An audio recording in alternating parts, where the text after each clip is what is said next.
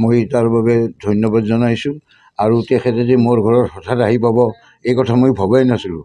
মই গৰু বাছুৰৰ গোবৰ চবৰ পেলাই গৰু গা ধুৱাই আছিলোঁ। এনেতে তেখেতে অহা বুলি মই ভবা নাছিলোঁ যে তেখেতে মোৰ ঘৰতে আহিব, কিন্তু মইহে যাম বুলি ভাবি আছিলোঁ। এতিয়া তেখেতে আহি পালে মোৰ কিছু সহজ হ'ল আৰু ভাল লাগিল, আৰু তেখেতলৈ মোৰ কৃতজ্ঞ স্বীকাৰ কৰিলোঁ মই।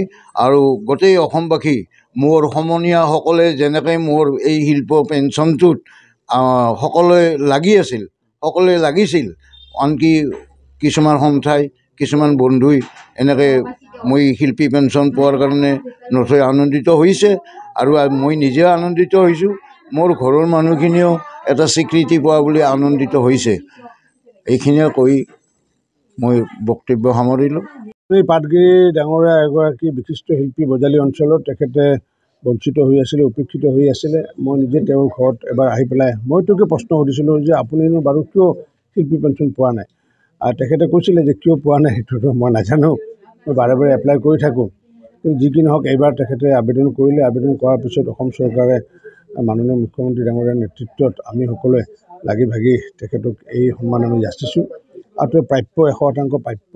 এনেকুৱা বহু শিল্পী আছে, যেনেকুৱা প্ৰমোদ ৰায় ডাঙৰীয়াও এই শিল্পী পেঞ্চনৰ পৰা বঞ্চিত হৈ আছিলে।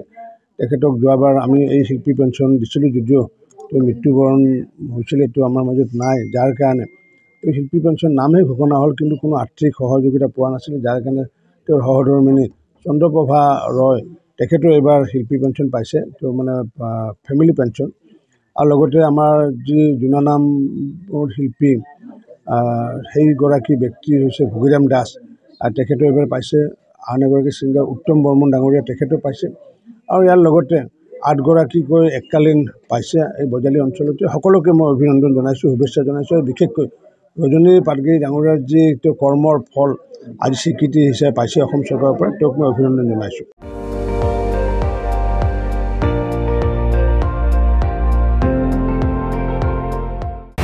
আপুনি চাই আছে ND24, সৰ্বশ্ৰেষ্ঠ নহয় সৰ্বোত্তমৰ দৌৰ।